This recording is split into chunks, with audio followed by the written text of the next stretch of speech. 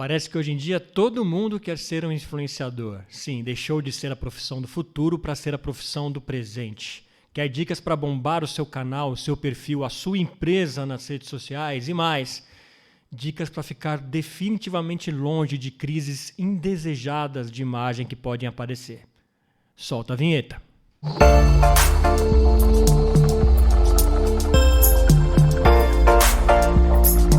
Dia, tarde, noite, seja o que for, seja muito bem-vindo aqui a mais um episódio do nosso podcast Ponto de Fala, sim, onde pontos de vista que merecem o ponto de fala sempre estão aqui com a gente. Antes de a gente começar mais um papo, como sempre, eu peço que você se inscreva aqui no nosso canal, acione o sininho, você sabe que isso é muito importante pra gente e não custa nada, não dói nada, assim você ajuda o Ponto de Fala com esse barulhinho gostoso aí pela internet. Hoje o nosso papo aqui é sobre rede social, influenciadores, como se destacar, como que funciona esse mundo aí por trás dos grandes influenciadores, por trás das grandes marcas que têm feito sucesso nas redes sociais e nada melhor do que falar com ela que é a boss, a grande rainha aí das redes sociais, Adriana Coutinho. Uau, que apresentação, que prazer estar aqui com você. Tudo bem? Eu já amei o nome do pod, achei incrível. É, que legal, que bom. Tem um ponto de fala mesmo. Ah, que bom, fico honrado. Vindo de você ainda mais especial, né? Agora me diga uma coisa, né? Como que você começou nesse mundo? Eu acho a sua história muito bacana e eu acho muito legal sempre que a gente conversar com você trazer um pouco disso, que foi do Capão Redondo para o mundo praticamente, né? Mas como que você começou isso tudo e veio parar aí para ser uma pessoa tão relevante nas redes? Cara, eu comecei quando tudo era mato nas redes sociais, sabe? Pouco se falava, pouco se envolvia com as redes sociais, era mais uma plataforma de relacionamento mesmo. Ainda é, tá? Vamos falar sobre isso. Porém, quando eu descobri as redes sociais, as pessoas utilizavam só para se conectar com outras pessoas, melhores amigos, amigos de infância, família, né? Então, foi logo pós-Orkut. Aquela época das comunidades. Foi logo pós-Orkut que eu entrei com tudo no Facebook. E, na verdade, eu caí nas redes sociais por uma necessidade de salvar o meu próprio negócio. Eu tinha um restaurante na Vila Olímpia que era super bem sucedido, lotado, fazia 450 almoços. E eu nunca tinha investido em marketing na vida, assim, no restaurante, porque eu me preocupava só com bom atendimento e com comida boa. Então, meu marketing era ficar na porta do restaurante e falar: oi, hoje tem rabada, prato do dia. Venham! E aí as pessoas caíam para dentro do restaurante. Depois de 8 anos de funcionamento, de muito sucesso do restaurante, houve um boato que abriu um shopping lá na esquina do meu restaurante. Eu não me importei. Chega um momento que um empreendedor, quando fica muito bem sucedido, é aí que mora o perigo. Ele acaba se entrando naquela zona de conforto, né? De não precisar. Por que eu vou ter que me movimentar se o meu restaurante já é um sucesso, está com a capacidade máxima? E eu não me importei nem um pouco, até que abriu o shopping. Eu achava que as pessoas iam frequentar o shopping só para ir ao McDonald's de vez em quando, né? E, na verdade, não. As pessoas realmente migraram para esse shopping. Meu faturamento caiu 60% no primeiro mês. E comerciante que está me vendo, está me ouvindo, sabe que a gente não pode fechar nenhum mês negativo. Se você é comerciante, você fecha 3 meses no vermelho, você quebra. Porque, literalmente, a gente vende o almoço para pagar o jantar. Entendi. E aí eu senti o baque do primeiro mês, fiquei bem preocupada, tentei várias alternativas, abrir para happy hour, fazer convênio com empresa, e nada disso funcionava.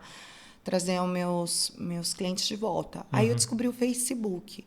E foi uma fase... Eu usava o Facebook como perfil pessoal, né? Mas não como empresa. E foi uma fase que o Facebook estava investindo forte, que quando chegou mesmo para invadir o mercado, tornar as redes sociais negócios, certo. Não só relacionamento.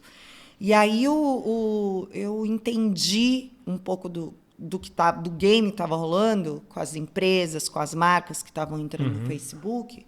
e vi que não ia dar certo aquele jeito, porque as marcas também não sabiam como tratar uma rede social, sabe? Então, o que elas faziam? Tudo que elas faziam em mídia impressa ou na TV, elas levavam. Replicava só. Só replicavam. Então, a gente era impactado com aqueles flyers. Nossa, eu lembro. Né? Com aqueles ensaios em estúdios super, né? Que não era linguagem, conectava. né? As redes sociais veio para conectar pessoas, e as pessoas estão nas redes sociais para falar com pessoas, mesmo que seja a marca. E aí eu comecei a estudar bastante, super autodidata, assim. Por conta própria mesmo. Por conta própria. E eu entendi que eu precisava produzir conteúdo orgânico, afetivo, para trazer identificação dos meus clientes, né? Então, a primeira coisa que eu fiz foi comprar uma máquina de fotografia, uma máquina fotográfica, e comecei a fazer fotos dos pratos. E a forma que eu fotografava fez toda a diferença, porque eu queria passar sensações. Então, eu queria que, mesmo por foto, que as pessoas soubessem que a comida era suculenta, que ela era cheirosa e que era caseira, afetiva. Então, eu fazia sempre fotos mostrando o molhadinho da comida, a fumacinha, e sempre de cima para baixo. Tá. Porque é o olhar de quem está comendo, né? Então, quando você põe o prato na mesa, a visão que você assim, tem né? do prato é essa. Então, isso foi uma diferença grande. E antes da Netflix inventar, né, essa parte humanizada, era assim que eu tratava a rede social do restaurante. Como o restaurante era meu, eu não precisava de aprovação de ninguém, eu usava a minha linguagem super casual, e eu falava, o rango está pronto. Tá. Né? Falava que a hora é mais feliz, falava do bolinho de chuva da avó, falava coisas que conectavam as pessoas. Então, em 6 meses, depois de muito estudo, depois de muitos erros, eu recuperei praticamente 100% dos meus clientes através do Facebook. Eu postava às 10 da manhã, meio-dia, as pessoas chegavam perguntando se tinha o prato que eu tinha acabado de postar, sabe? Então, foi avassalador. Que legal. E aí, 2 anos depois, olha que loucura. Depois que o restaurante estava estabilizado, ainda tinha dívida dos 6 meses que eu fechei Puxa vida. no vermelho, mas estava muito estabilizado, a gente já estava levantando, já estava ótimo. Veio um cara e falou, eu quero comprar seu restaurante. E eu fiz exatamente o que o cara do Snapchat deveria ter feito pro Meta, né, pro Zuck. Eu vendi o restaurante. Com isso, depois de 10 anos de restaurante, eu fiquei bem desesperada, porque eu só sabia fazer ceasa e falar que a rabada estava pronta, sabe? Eu não tinha outra experiência. Sim. Eu falei, beleza, vendi o restaurante, paguei todas as dívidas, e agora eu estou desempregada. E aí eu fiz uma despedida com os meus colegas donos de restaurante, e aí nasceu a minha empresa nessa despedida, enquanto eu chorava, né? Às vezes a gente precisa passar por umas coisas para vir coisas grandiosas. Sim. Eu estava chorando muito por ter vendido o restaurante, mesmo que bem, e pelo fato de eu achar que eu não tinha capacidade para fazer outra coisa. Entendi. Então, eu falei lá, olha, e agora? Estou desempregada. E aí, a ideia de ter um escritório especialista em redes sociais não foi minha, foram dos meus colegas, porque eles falaram, por que você não faz o que você fez com o restaurante com o nosso? Então, ali, eu saí com 8 contas. Os primeiros clientes já. Que Meus legal. primeiros clientes, cobrando muito pouco, porém, eu fazia tudo num quartinho de brincar, assim, do meu filho. Eu dividi o quartinho de brincar dele do meio, montei um escritório lá, com um computador velho, não tinha core, não tinha nada. E eu fotografava, eu escrevia as legendas, eu respondia os comentários, eu fazia as ações para crescimento dessa galera. E antes de levar para as redes sociais, eu dava um banho de loja em todos os restaurantes. Então, eu arrumava cardápio, apresentação da comida, uniforme, porque eu falava que a rede social tinha que ser um espelho do comércio, né? Ainda mais coisa física. E para eles era ótimo, você tinha a expertise do restaurante, né? Exato. Então, foi muito bem sucedida essa carreira inicial, sabe? Já deu muito certo, trouxe muito resultado. Depois de um ano, meu nome ficou muito pulverizado. As pessoas começaram a comentar como, né, por que ela tinha ganho tantos seguidores e tal. E aí, meu nome começou a ser espalhado. E era algo muito novo, né? A gente está falando de 12 anos, né? Sim. De 13 anos.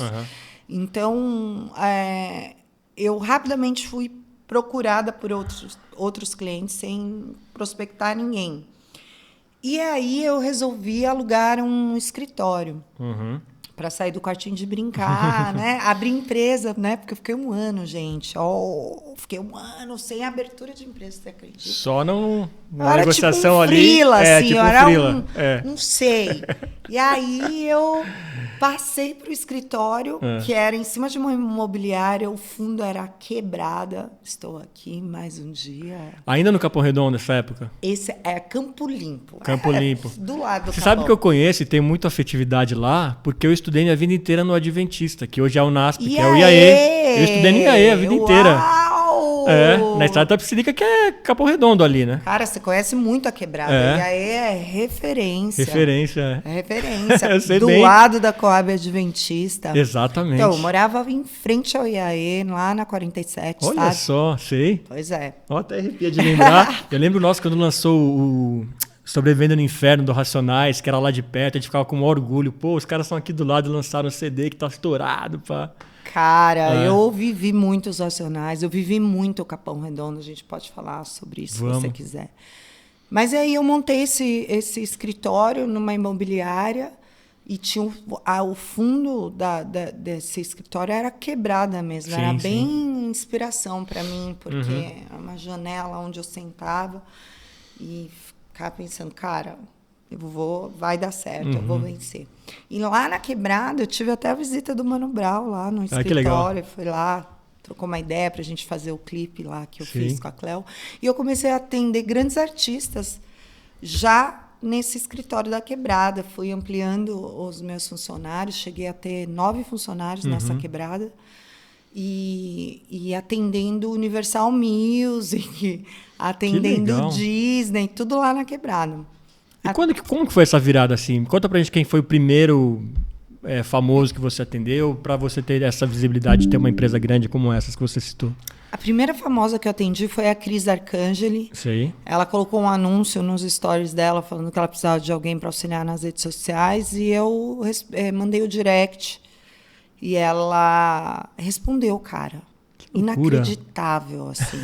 E ela era o meu objeto de desejo, era a empresária assim que mais me inspirava. Então era alguém que eu co-criei. Que legal. Podemos falar sobre cocriação. Bom saber, vamos falar. Vamos falar sobre Olha aí a moça por trás da Cris Arcangeli aqui. Então, e foi assim a primeira pessoa a cuidar das redes sociais da Cris. E foi um trabalho muito interessante porque eu comecei a entender os bastidores, né? Eu comecei a entender o que faz alguém ser grande, o que tem por trás de tudo, e gerenciamento de crise e tudo mais. Foi uma experiência bem rica para mim. E depois, eu atendi um médico que era muito famoso e atendia artistas. E o assessor dele, na época, me ligou para tirar algumas dúvidas e tal, e acabou se encantando por mim, assim, pelo meu negócio, pela forma humanizada que eu cuidava das redes sociais. Que é o meu muso, que também é gigante agora. Ele era minúsculo quando a gente se conheceu, mas ele é gigante. É o Jorge Greenberg, que é o homem mais elegante do Brasil e está morando na Europa. E ele gostou muito de mim. E ele fez a conexão entre a Cleo e eu. A Cleo Pires e eu. E aí, meu amigo, foi sucesso, realmente. Que Aí legal. eu comecei a cuidar das redes sociais da Cleo, depois eu cuidei da Antônia, depois a empresária dela me conheceu e me conectou com grandes marcas, então veio o Thay da Universal Music, aí eu fiz clipes para Disney, aí eu mudei meu escritório para um escritório de frente para o Instagram.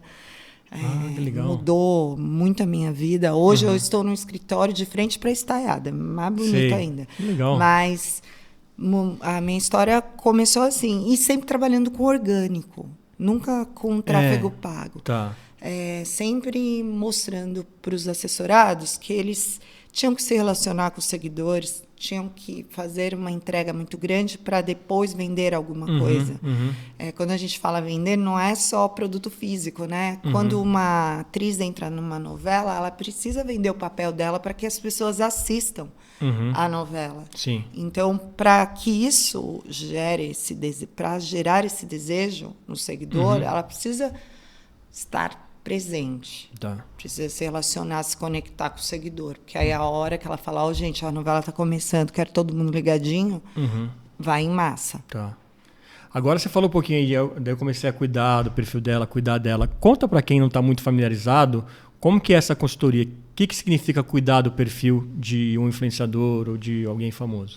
Então, muita gente tem uma imagem errada de assessoria de mídias sociais, porque eu acho que a gente constrói pessoas, né? Constrói personalidades. E, na verdade, não. O que eu faço é um briefing com o meu assessorado antes de começar, entender todas as dores dele, entender quais são os pontos fracos, os pontos fortes, as limitações, os desejos, né? Quais os objetivos. Com esse briefing em mãos, a minha função é tirar a melhor versão dele, não mudá-lo, né? A gente vai corrigir alguns pontos, porque nem todas as pessoas estão prontas para as redes sociais, por mais que elas sejam gigantes. E essas pessoas que não estão prontas, elas geram crise. Por quê? Não tem conhecimento de causa, não conhece a minoria, né? Não sabe nada. E aí precisa, esse é o meu papel, colocar ela na realidade, falar sobre machismo, racismo, homofobia, explicar e para que ela não gere crise. Então não é que a gente poda, eu falo que eu costumo construir seres humanos melhores. É como uma conselheira mesmo, né? Exatamente. E aí o que eu faço?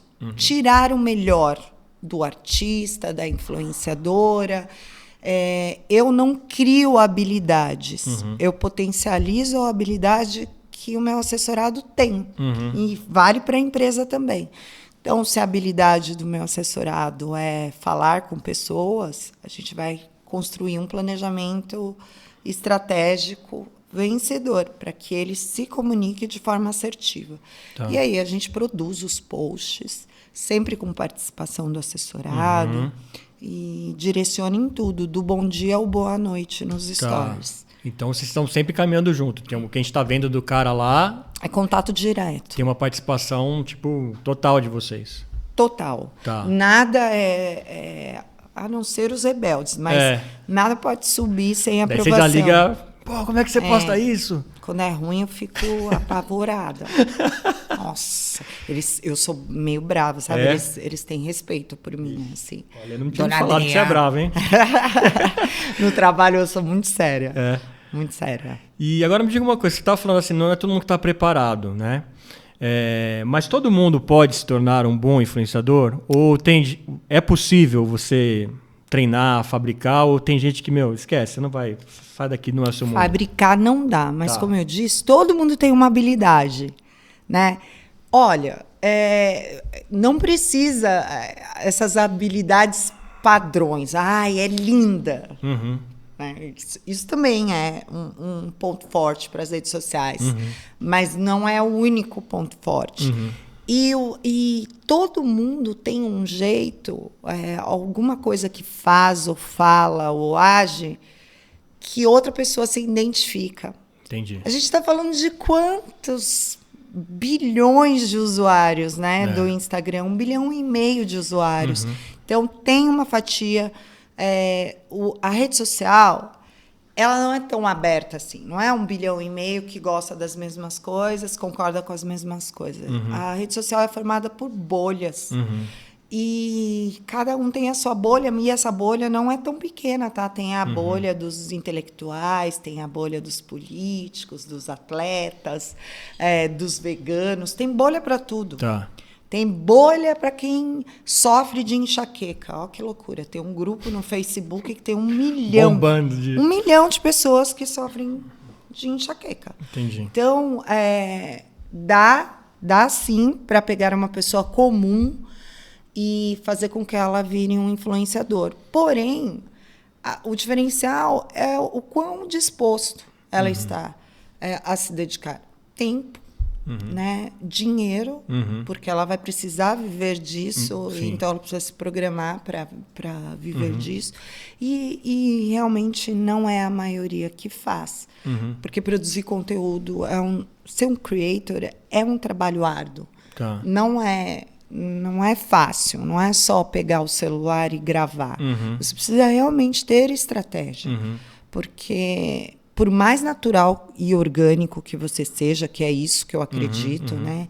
Se você não tiver uma estratégia, você não sabe para quem que você está atirando. Certo. Então, precisa de dedicação, precisa cuidar da voz, precisa cuidar do corpo, precisa cuidar da saúde, precisa parar muitas horas do dia para produzir conteúdo, e geralmente essas pessoas que começam, elas precisam editar o próprio conteúdo, precisa criar temas, não é tão simples, não é só aparecer. Sim, não, eu sei bem, aqui eu e a Marina meio que faz tudo aqui, né, a gente grava, edita, busca o convidado, fala, mas é muito gostoso. Agora você falou que dá para ser só orgânico. Dá.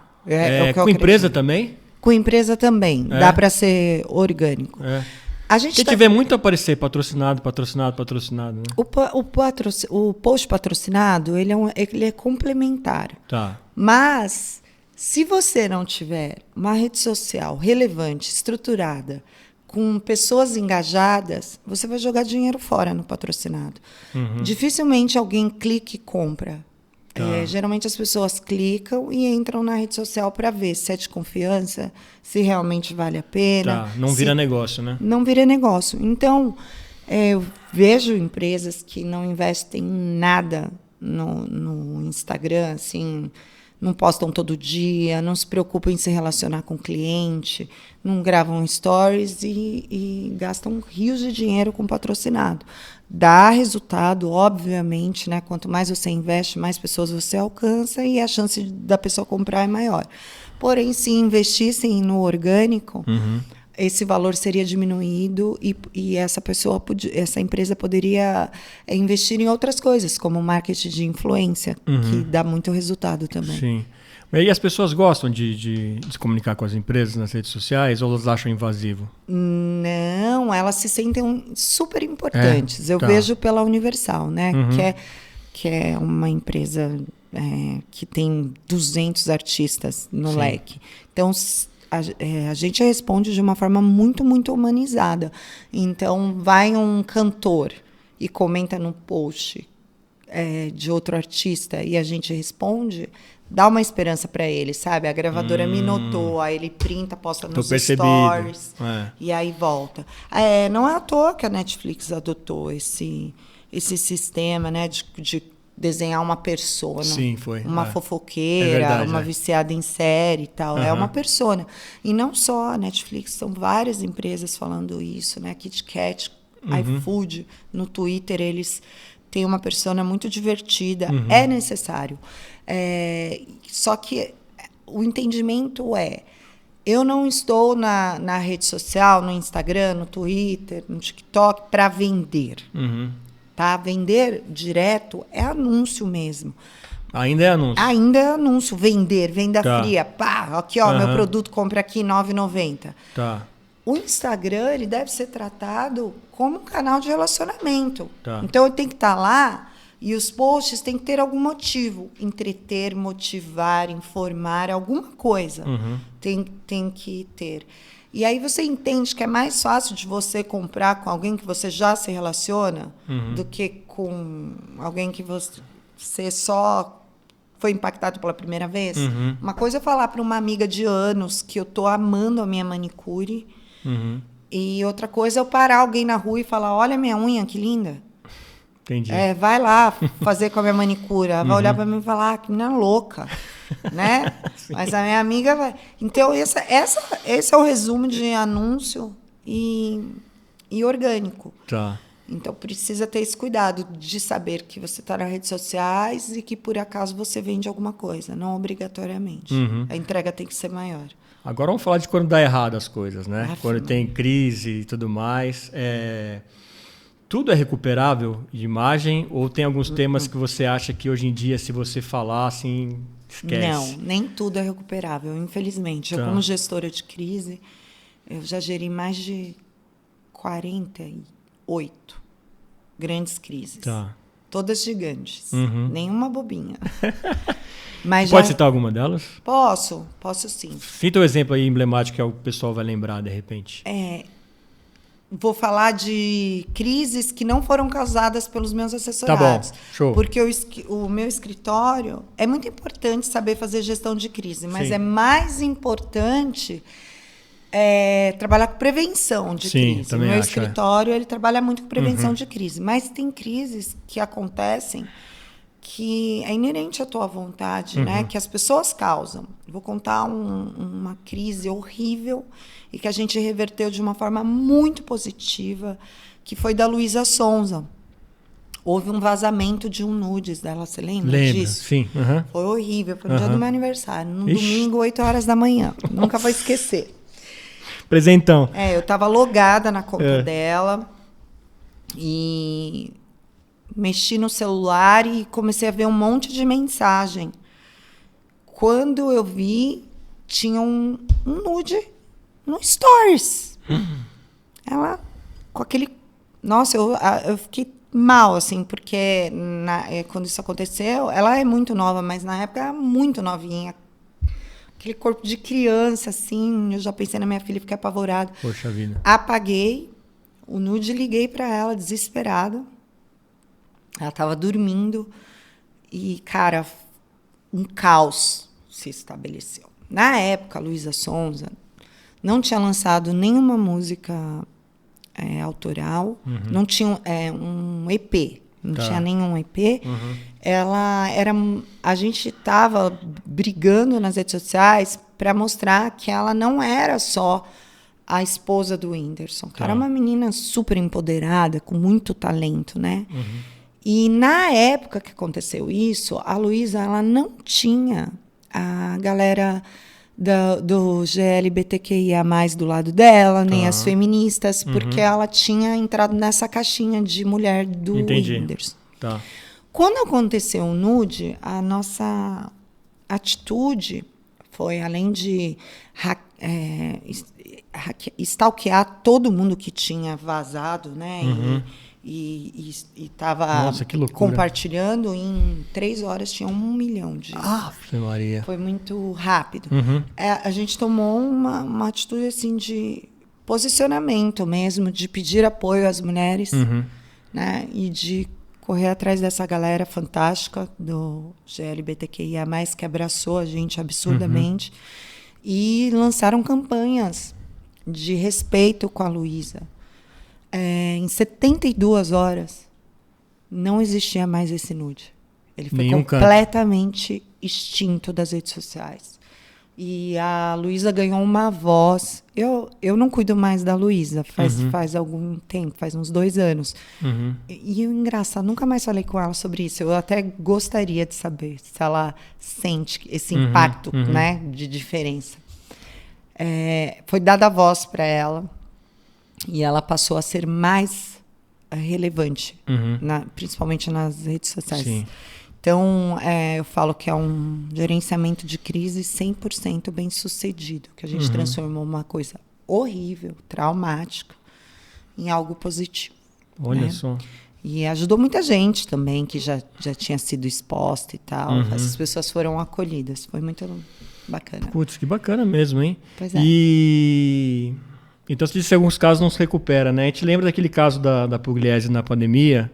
Foi recuperado? Ela hoje já Ou não? Nunca Ou mais. Nunca mais vai ser a mesma? Nunca mais será a mesma. Não, eu dei né? até uma entrevista na época para Record. Você vê, né? E ela é sempre pioneira, né? Sim. Até na cagada. Na cagada. Nossa! Então, porque depois várias outras pessoas furaram a pandemia e não Foi. deu esse auê É todo. verdade. Ela era uma mulher que tinha, sei lá, quantas marcas nas Muitas costas. marcas, É a Pugliese, É, né? nessa O época eu pessoal chamava trabalhava de em Pugliese. agência de comunicação, todo mundo queria fazer público com ela. Exatamente. Então, assim, a notoriedade dela foi pro chão, ela perdeu totalmente a autoridade. E quando eu dei a entrevista na Record, eu falei que isso ia acontecer e falei que ela ia retomar depois de um tempo, ia pedir desculpas e tal, e que ela ia começar de novo, bem devagar, com pequenas marcas. Falar que ela faliu, que ela tá péssima, não. Mas nunca mais ela passou a autoridade que ela passava. Tem muitas crises que não são recuperáveis. Eu já fui procurada num caso de um youtuber que estava envolvido com pedofilia. Puta, nem foda, né? Nem peguei, não é nem a questão de julgá-lo, nem nada. Obviamente que Claro. um ranço. Porém, eu sou uma mulher de negócios, né? Eu não entro em nada para perder. Então, pegar um caso desse, fadado ao fracasso. Eu falei, eu vou te dar de graça o meu gerenciamento de crise. Some. Vaza. Tá de graça, é gratuito para você. Eu não tenho mais nada que eu possa fazer por você. Some. Que loucura. Né? Tem muitos casos mesmo, que não tem solução, ou que a solução ela não é abraçada pelo causador da crise. Entendi. Sabe? Tem gente que causa crises horríveis e depois causa mais crise com a desculpa da crise. Porque não assume o que fez. Se você... Olha que vai gratuitamente. O grande segredo de gerenciar uma crise causada por você mesmo é você entender o caos, respirar, entender o caos, entender quem você feriu, entender por que essa pessoa ficou ferida, mesmo que você não se identifique, né? Porque a maioria das pessoas que causam crises, elas não têm empatia. Sim. Então, você tem que fazer um esforço extra. E aí, sim, fazer o comunicado. E as desculpas têm que ser muito de dentro para fora. Eu tive um caso recente agora. Vamos ficar falando de crise? Quer continuar? Não, vou continuar. Pode continuar. Tá interessante. Agora eu fiquei interessante. Eu trabalho também com gerenciamento de crise na parte de imprensa. Né? Eu faço treinamentos e tudo mais. Então, é um tema que a gente gosta muito por isso também. Pode continuar. Agora eu quero saber o que você vai falar. Eu tive um caso recente. O nome dela é Camila Rossado. É uma influenciadora lá do Rio de Janeiro, super divertida. Ela é body positive, sabe? Ela trabalha com a autoestima da mulher. Só que nas eleições... eu ia te falar de eleições, era a minha próxima pergunta. Nas eleições. Pois é, nas eleições. O que aconteceu? As pessoas esqueceram que o meio de vida delas eram as redes sociais. Cara, isso é tão absurdo, não dá para acreditar. Porque qual que é o seu trabalho? Eu já imagino você puta vendo as coisas lá. Puta. Olha, da onde vem seu dinheiro? Das campanhas, do public post. E da onde vem as public post? Do Instagram. Ou seja, é a tua empresa, é o teu meio de vida.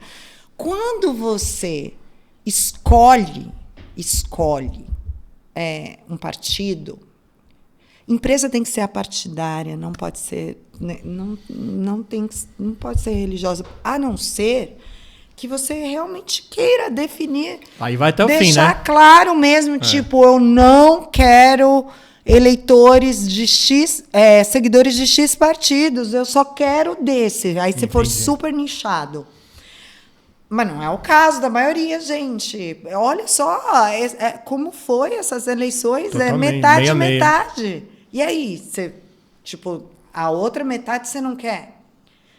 Vamos pensar. E ao mesmo tempo, Dri, eu via muito, acho que foi até com a Luísa Sonza no perfil dela, com a própria Anitta, muito seguidor cobrando. E aí, você não vai se posicionar? Você precisa dizer que lado que você tá, né? Sim, sim. Difícil isso. Esses grandões, essas pessoas já, né? Consagradas. Consagradas, consolidadas. Mas eu vou te falar que muitas pessoas optaram por um partido só porque fizeram um estudo de mercado, um estudo de... Que sujo! Maria, isso aí vale um podcast.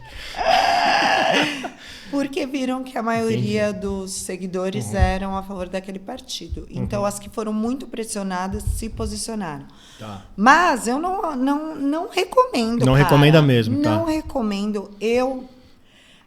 Adriana, não me posicionei, porém, eu tenho ações, atitudes que facilmente são identificadas. Mostram facilmente, claro. Né? Saber de onde eu vim, o que eu fiz e tal. E essa Camila, essa influenciadora, ela tinha muitos contratos, cara. Ela estava indo muito bem quista. E ela resolveu se posicionar, mas ela resolveu se posicionar de uma forma tão absurda. Posso falar aqui que ela deixa eu falar sobre isso? Pode. Ela, no primeiro turno, quando o Lula ganhou no Nordeste, ela simplesmente foi num dos maiores instas de fofoca e fez o seguinte comentário. Ah, meu Deus, precisamos tirar a TV do povo nordestino, que é totalmente influenciado pela Globo. Cara, qual é a chance disso dar bom? Nenhuma. Nossa, foi o maior hate, assim. Então, todos os artistas se mobilizaram, falaram que ela estava sendo xenofóbica, tal. Eu fiquei quieta. Eu via... Ela não era minha assessorada. Eu vi aquilo, falei, vai dar ruim. Vai dar ruim. E fiquei quieta. Falei, não vou atrás. Eu faço gestão de crise mental, sabe? Fiquei quieta. Aí ela veio atrás, 3 dias depois. Pelo amor de Deus. Com a cara desse tamanho. Depois ela foi tentar consertar, piorou, porque é isso que eles fazem. Por isso que eu falo, tem que respirar, absorver, entender o caos e depois se comunicar, porque senão você acaba gerando outra crise. Então ela veio com a cara inchada, assim, com um segundo... o assessor dela me ligou, Adriana, eu sei que a sua hora é cara, mas eu preciso muito que você escute, tal. Eu já sabia que era ela. E ela veio para mim com a cara inchada, chorando, com o seguinte discurso. Olha como é importante as pessoas entenderem sobre gestão de crise, gente. Adriana, eu estou sofrendo perseguição política. Porque eu fui defender Bolsonaro, não sei o quê, e aí eu deixei ela falar. As pessoas não entenderam, porque é isso que o causador de crise acha, tá? Sim, Que as pessoas não foi bem assim que eu quis dizer. Não foi, as pessoas interpretaram errado, fugiu de contexto. E eu deixei ela falar o que eu já tinha ouvido 100 vezes. As pessoas interpretaram errado. Eu sou uma pessoa que ajuda os animais. Aí a pessoa, igual aquele racista que fala, mas eu tenho um amigo preto, sabe? Eu ajudo os animais, eu sou boa pessoa. E pode falar, pode falar. Aí eu falei, acabou? Tá. Não serei boa, não estou aqui para passar pano, vou falar a verdade. Você foi extremamente xenofóbica. Total. Você foi uma pessoa que causou uma coisa tão ruim nas pessoas do Nordeste. Você causou um mal-estar tão grande no Brasil inteiro que leu as suas palavras de ódio. A sua xenofobia é estrutural. Você não conhece nada sobre minorias, você não conhece a história do país que você vive, você sabe a história do Nordeste, você sabe tudo que rola lá, tudo que eles passam. E aí imagina ela chorando mais ainda, você falando Caraca, isso. Eu chamei ela de xenofóbica, falei que ela não tinha conhecimento político para tomar partido. E por último, para lacrar, eu falei, pede ajuda para o seu candidato agora. Porque você faliu a sua empresa. Quem que vai te ajudar? Depois que eu falei de todas as causas humanitárias, claro. porque eu quero que as pessoas, eu luto para que as pessoas sejam humanas, né? Eu falei sobre negócio, agora eu falei, vamos falar de negócio. Você faliu sua empresa. Você tacou fogo nela. Então, agora pede ajuda para o seu candidato. Gente, independente do candidato, cara. Claro, poxa. E aí... Isso é uma questão humanitária, como você falou. Exato! Eu sou do lado... Meu, pelo amor de Deus, eu falei, ainda mais você. Quanto preconceito você sofre por ter o corpo que você tem todos os dias. Agora, fala para uma criança que ela não pode ter TV porque ela é uma ignorante que nasceu no Nordeste, que é burra. Você chamou as pessoas de burra. E aí ela entrou em choque, obviamente. Eu falei, arquiva seu Insta, volto a falar com você daqui uma semana. Eu quero que você sofra. Eu quero que você assista. Que você sofra é ótimo. Quero que você assista tal filme, leia tal livro... escute tal palestra. Que legal essa curadoria, Adri. Por uma semana. E daqui uma semana a gente volta a conversar. Ela voltou depois de uma semana, ela não estava pronta ainda.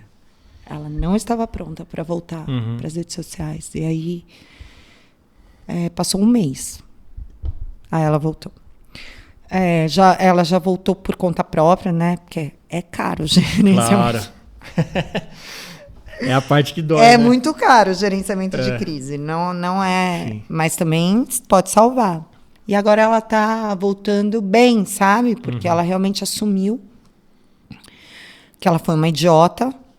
Assumiu que ela foi uma pessoa extremamente xenofóbica. Então, tem muita verdade nela. Né? Não votou no segundo turno, não. Não quis. E ela entendeu o mal que ela fez. Aí vem a expansão de consciência, cara. Sim. Aí fica fácil. Porque se você passa só um media training, né, para a pessoa, fica ali ela causa outra crise. Se ela pegar uma pessoa esperta que vai entrevistá-la, ela cai. Sim. Então, realmente a mudança ela tem que vir de dentro para fora, assumir o erro tem que ser de dentro para fora e tem que ser genuíno, porque as pessoas não são bestas, sabe? É uma mania que tem de subestimar seguidor. Seguidor é muito antenado, ele está ali seguindo sua vida, ele sabe. Então tem que ser uma coisa genuína e nem que para isso traga danos financeiros. Sim, e tem que ter uma paz assim interior para você ser influenciador, porque tem os haters, né? Que ficam, acho que, enchendo o saco. Você recomenda alguma coisa? Tipo, não leia... Terapia. Terapia. Primeiro lugar, vamos fazer terapia, porque a primeira coisa que o influenciador tem que ter é a certeza de quem ele é. Tá? Então tem que ter certeza absoluta, parece muito óbvio, mas a pessoa tem que ter certeza que ela é capaz, que ela tem talento, que ela é gentil, que a intenção dela é propagar o bem. Então, é igual eu falo, ninguém pode chegar para mim, quer dizer, todo mundo pode falar para mim, você é uma burra. Isso não me afeta, porque eu tenho certeza absoluta que eu não sou. Você não é boa mãe. Não me afeta, eu tenho certeza que eu não sou. Agora, se falar de um ponto fraco, né? Você não tem namorado. Você é uma encalhada. Eu certamente vou me sentir agredida. Se falar, você é uma encalhada. Porque é um ponto fraco e existe uma realidade ali. E tem gente que busca esse ponto, né? Sim. Então, eu procuro manter esse influenciador, esse artista, né? Que a maioria... Eu não trabalho muito com influenciador, eu trabalho mais com artista, cantor, atriz, ator. Ele seguro de si, com a terapia em dia, e a gente administra controla os comentários maldosos. Existem ferramentas no Instagram que você pode, né, dar uma escondida e também responder esses haters. Eu prefiro que o meu assessorado não responda. Tá. A gente que contorna. Porque pode estar num momento emocional ali que faz um estrago também, né? Exatamente. Eu recebi há pouco, você acredita? Eu falei assim, bom, vamos reverter esse hater em fã, vamos ver até onde vai a minha capacidade, né, de persuasão. Eu fiz um comentário também no Insta de fofoca. Como o meu é verificado, fica muito... Eu aprendi que eu não posso fazer isso. Eu causando crise para mim mesma. Iniciar a própria crise. Tive já algumas vezes fazer isso. Eu emiti uma opinião sobre a Fazenda. Tá. Né, que está extremamente tóxica essa Fazenda. É uma agressividade. Faz alguns episódios, algumas temporadas que eu não vejo. Eu não assisto, mas eu acompanho pelo Instagram. E para gerenciar a crise importante também. mental. Imagina. E aí, eu emiti uma opinião lá sobre a Deolane, né? Sobre a falta de educação dela. E eu falei que era impossível conviver com alguém tão agressivo. E aí, uma fã dela foi no meu... Nossa, muito engraçado o que ela escreveu. Foi no meu direct e falou: olha, sua mal amada, torta, cara deformada, burra.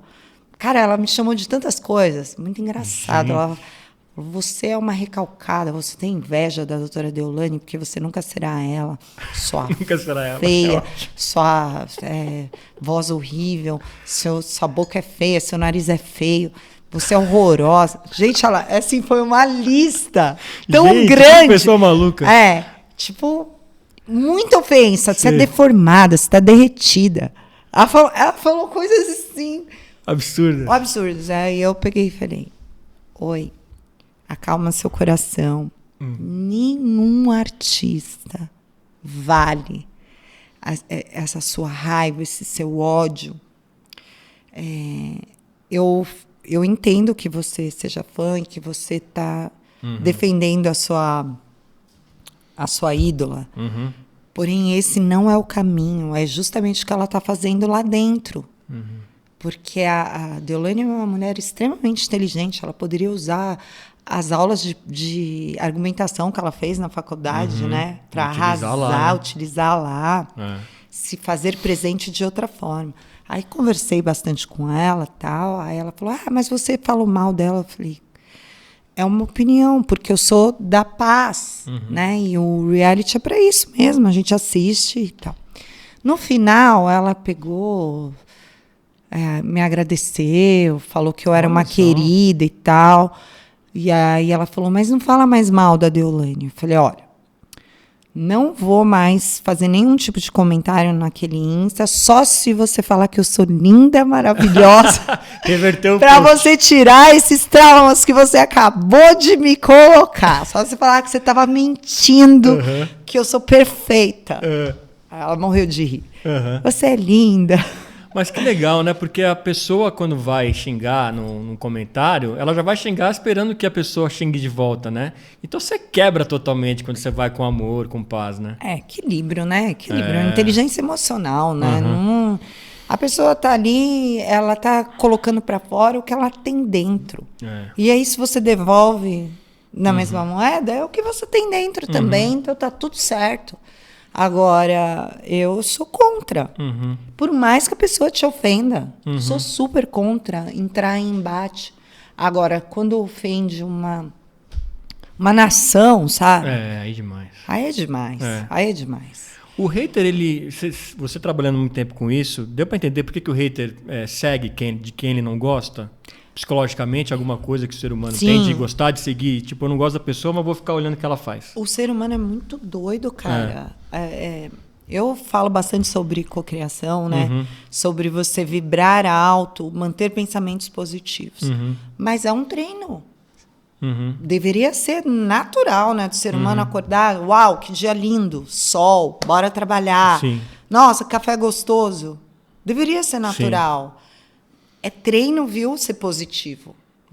Porque o natural é pensar negativo. Querer essa adrenalina da raiva, do ódio. Por que tantos casais se relacionam e tem aquele relacionamento de ciúmes, briga e ainda continua junto? Né? Depois que...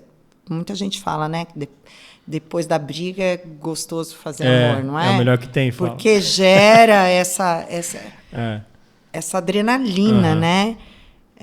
Então, as pessoas são assim. É uma luta, é um treino diário você ser uma pessoa boa, uma pessoa positiva. O hater, ele tem muito ódio, muita mágoa, tem muito trauma dentro. Ele é uma pessoa que precisa ser acolhida. E a forma que ele busca chamar a atenção é essa. Todo hater é carente. Com, entre aspas, o adversário dele, né? O adversário dele, que nem adversário. Nem é. A maioria dos haters são fãs incubados. Incubados, olha só. A maioria dos haters querem fazer o que aquela pessoa está fazendo e por essa pessoa ter a coragem e ele não, ele passa a odiar. Então, a maioria dos haters são reversíveis, tá? Todos. Todas as vezes que eu peguei um para cuidar, estou falando de assessorado, sim. eu consegui reverter. Tá. Então, hater é isso, é pessoas mal curadas, traumatizadas e que vivem do ódio e da carência e chamam a atenção dessa forma. Mas eles querem só atenção, de verdade. Atenção, né? Bando de mimado. Carente. Eu com esse meu jeito de acolher, eu tenho pena. Agora, nessa reta final aqui do papo, queria falar um pouquinho da quebrada que você veio, do Capão Redondo, até porque a gente falou aqui no começo, né? Eu estudei lá nos anos 80 e 90, então acho que a gente estava convivendo perto ali, sem saber, né? Muito perto. Eu frequentei muito o IAE. É mesmo? Muito mesmo. Legal. Jogava no IAE. Nas quadras lá. Ia lá no culto da mata. Tem o culto da mata. Lá no campo de piquenique. O matinho fica brilhando, né? É. Os adventistas fazem exatamente. orações lá que o matinho brilha. Isso eu não cheguei a ver, não. Você viu brilhar mesmo? Vi brilhar, é verdade. Ô, louco. Então você é iluminada mesmo. E então, como que era? Acho legal você contar essa história. Hoje você é uma mulher bem-sucedida, empoderada, né? A gente está no mês que está discutindo isso do empoderamento feminino. Conta um pouquinho essa trajetória, quanto você lutou para ser essa pessoa incrível hoje. Então, eu nasci no Capão Redondo, eu vim de uma família extremamente pobre. As pessoas olham para mim, não fazem ideia da caminhada, né? Loira de olho azul, e eu entendo super, né? Porque realmente o Capão Redondo era formado de 90% de pessoas pretas, né? Então, eu realmente era um bichinho estranho ali. E é claro que eu sei que eu tive boas oportunidades por ser branca, por ser loira, por ter olho azul. Porém, a caminhada não foi fácil para mim, porque era extrema pobreza. Quando eu falo de pobreza, quando alguém fala, eu também fui pobre, a primeira pergunta que eu faço não é competição de pobreza, cara. Pobreza é horrível de qualquer forma. Mas você passou fome? Você passou fome? Porque, para mim, assim, a pior coisa que pode acontecer com uma criança, né, é ser privada de alimento. E eu passei fome muito.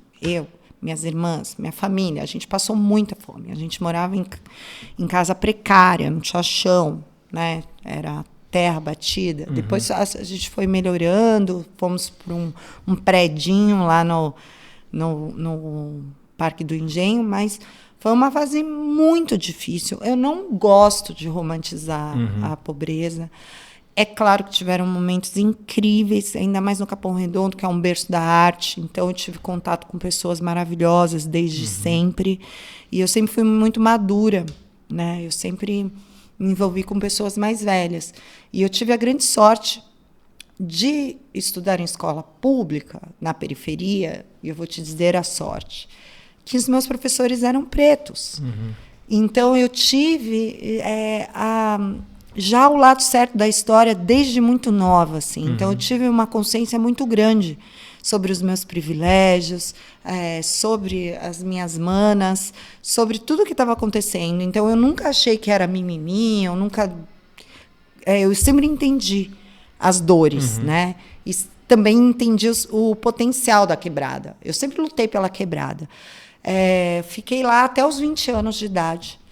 Então, do 0 aos 20, eu vivi o Capão, eu respirei o Capão, estudei, fiz curso. E eu devo grande parte de quem eu sou, né? Da minha formação, principalmente emocional, ao Capão Redondo.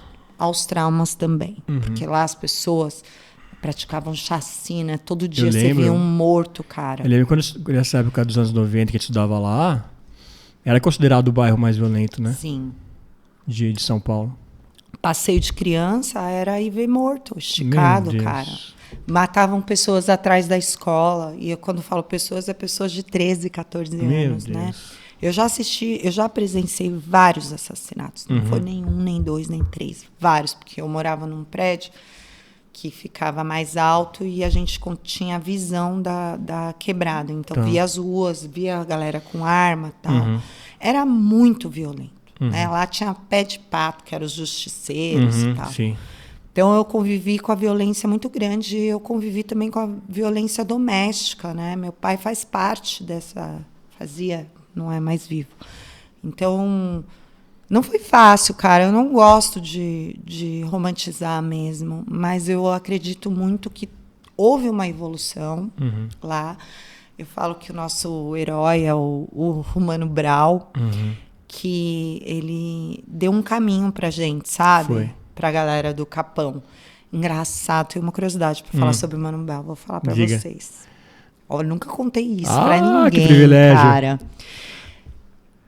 Eu, quando descobri o Racionais, eu virei uma fã maluca. E aquela loirinha lá no meio das... Eu apanhava toda vez, cara. Sai daqui! Sai daqui, o que você tá fazendo aqui? Puxavam meu cabelo e tal, mas eu ia em todos os shows, eles faziam muitos shows gratuitos, né? Eu era louca por eles. E aí eu descobri que o Brau estava treinando numa academia, isso eu tinha 14 anos. Numa academia lá, que hoje é a Estação Capão. Era lá que ficava a academia. Fui fazer academia lá só para encontrar o Mano Brown. Mano Brown, bem mais velho, ele é 8 anos mais velho que eu. Ele nem olhou pra minha cara, mano. Lá, puxando o ferro, não sei o quê. Jeitão, né? E eu tentando chamar, tem 14 anos, né? Nunca olhou pra minha cara. Nunca me viu num show, nunca falou comigo. Nunca, nunca, nunca. Cara, aos 40 anos de idade, eu segui minha vida e tal. Tô na padaria, tinha acabado de deixar meu filho na escola, que ele estuda, não é Quebrada, mas é no Morumbi Sul, é meio entre Morumbi e Capão. Sei onde é. Deixei meu filho na escola, 7 horas da manhã, moletom, cara de amanhecida, e fui tomar um café na padaria. Quem que entra? Brau. Mano Brau. Nunca tinha falado com ele. Pega essa informação, Sentou na minha frente, ficou olhando pra minha cara, eu fiquei olhando pra trás. Eu falei, será que... Quem tá aqui, né? Nunca contei isso.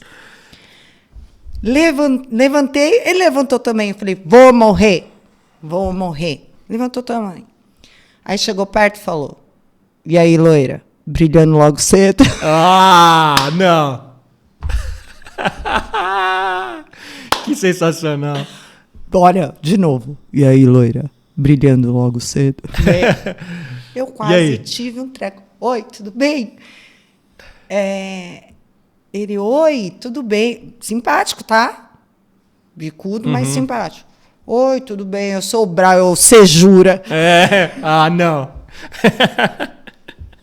Pessoal Adriano e tal. E sabe o que foi muito legal? Que esse contato que eu tive com ele gerou negócios, né? Que legal. Eu conversei com ele sobre a possibilidade dele fazer um clipe na Quebrada, com uma global e sem cantar, atuando. E aí eu fui a diretora executiva desse clipe, chama Melhor Que Eu, é lindo. Foi feito na casa do meu melhor amigo de infância, no Capão, que é o Magu. Barato. E foi com a Cléo Pires, Tá. ela cantando e ele atuando. Ele foi incrível. Então, assim, a partir desse momento, o Brau virou um brother, assim, Parceirão mesmo. de negócio. Mas eu quase morri. Olha, gente, é um jeito de aproximação que você nunca imaginava como aconteceria, gente, que né? isso? Não, depois de véia, né? Ah. De moletom, toda descabelada. Só queria tomar um café. Só queria viver, queria acordar naquele momento. Mas eu brinco desse approach, mas foi só isso mesmo. Foi depois só negócios. Que legal. Foi muito legal. Não, muito bacana, muito legal essa história. Fiz questão de retomar, porque, como eu disse, tem muita memória afetiva com lá. Pegar a estrada de Itapecerica, depois a gente viveu a construção da Carlos Caldeira Filho. Uau! Que Quantos anos facilitou você tem? Eu tenho 40. Ah, tá, você é mais novinho. É. Eu tenho 44, eu vivi tudo isso, de verdade. Eu morava no Butantã, né? Então eu fazia todo esse caminho pelo Tabuão, depois pegar a estrada de Itapecerica ou a estrada do Campo Limpo, depois a Carlos Caldeira Filho e chegar lá. Meu Deus, passando pelos predinhos, Padaria Elaine. Padaria Elaine na Meu esquina. amor, Padaria Nova Fantástica, Exato. 47.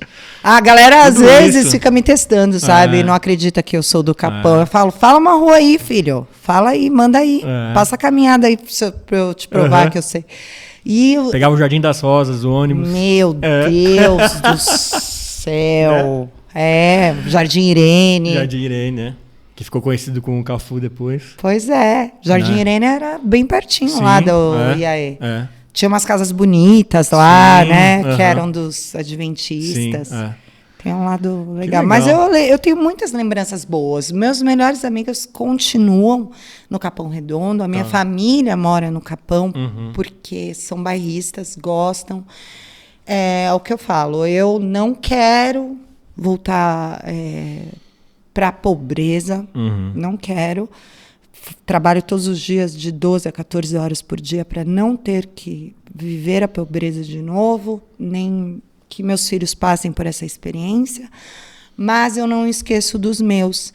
Então, eu estou sempre com projetos envolvendo o Capão Redondo, principalmente as mulheres pretas de lá, sempre trazendo eles comigo, porque eu acho muito feio romantizar as dificuldades, sabe? Então, eu acho que a gente... e uma coisa que é colocado muito na cabeça do pobre miserável, até entre a gente lá, sabe? Que rico é gente ruim, que é, como diz na quebrada, desumilde. Desumilde. É desumilde, né? E isso é colocado na cabeça da gente. Então, até quando um amigo aparecia com tênis melhorzinho, a gente falava, tá metido, não sei o quê. E se aparecesse de carro, já falava, tá ficando enjoado. Então, eu quero quebrar essa crença, é uma crença mesmo. É bom, sim, ter dinheiro, não a qualquer custo, mas é bom abrir a geladeira. Quando eu tinha 8 anos, o meu sonho era comer um soufflé, cara. Olha que foda. Então, era muito. Então, hoje, abrir a geladeira e ter a geladeira farta, Poder né? escolher, né? Poder escolher, ter uma cama só para mim, uma suíte, é uma coisa que eu acho que todos merecem, sabe? De verdade. Muito legal, Dri. Eu quero fechar o papo pegando dicas de ouro com você. Não vai ser à toa também que você vai vir aqui. Para quem quer começar a ter visibilidade nas redes sociais, como começar? Existe uma plataforma, começa numa só, tem que estar em todas. Dá um geralzão pra gente. Muito boa pergunta. É aquele negócio, não faz nada e quando vai fazer quer abraçar o mundo, né? E não dá, gente, não dá. Tem muita gente que tem 2 perfis, tipo um pessoal e um profissional, isso não existe. Então, se você realmente quer viver de redes sociais, o foco tem que ser total, energia total. Comecem pelo Instagram, que hoje é a rede social que mais gera negócio. Só que a mentalidade do Instagram tem que ser de empresa. Olha, vou abrir um Instagram, estou abrindo a minha empresa. Isso quer dizer que, se você não for presente na sua empresa em Instagram, é o mesmo de você não abrir a porta da sua empresa ela não vai funcionar. Física. Então, você precisa ter constância. O que faz a roda girar no Instagram, vou passar rapidamente aqui sobre algoritmos, né? O algoritmo, como que o algoritmo funciona para ele começar a entregar seus posts. Você tem que ter 3 pilares. A temporalidade, que é a constância, quantas vezes você posta, e se você posta no seu melhor horário, se você tem frequência no post. O envolvimento. Então, quando você acaba de postar, você precisa se envolver com o seu post. Se alguém responder o comentário, se alguém comentar, você precisa responder o comentário. E a reciprocidade, juntando as duas, chama ter. Então, você tem que ter tudo isso. A reciprocidade é o seguinte, o Zuck não fez uma rede social para ser a sua bolinha de uma pessoa só. A intenção é que as pessoas interajam. Ele quer manter a plataforma viva. Então, se você vive só para o seu perfil, você não é elegível ao algoritmo te entregar. Então, você precisa ter reciprocidade, curtir outras pessoas, comentar em outros perfis. Fazer a máquina girar. Você faz parte disso. Outra coisa que faz com que você se destaque em meio a 1,5 bilhão de usuários é o fator A, o fator de autenticidade. Quanto mais autêntico o seu conteúdo, que não seja essas cópias, né? Uma coisa é trend, outra coisa é cópia. Quanto mais autêntico você for, maior chance você tem de viralizar. E, por último, a métrica que mais importa para o algoritmo, que é a retenção. Então, hoje, você produzir conteúdo que retém, porque o Instagram virou uma plataforma de vídeo, tá? Sim, total. Então, você precisa reter o seu seguidor naquele vídeo.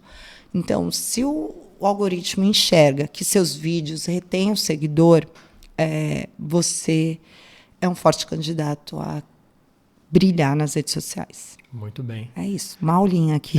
Saulona, em poucas palavras, já vamos pegar dicas aqui para o ponto de fala. Espero não precisar de crise, mas se precisar, já sei onde achar ajuda. Dri, muito obrigado pelo papo, super gostoso. Adorei te conhecer.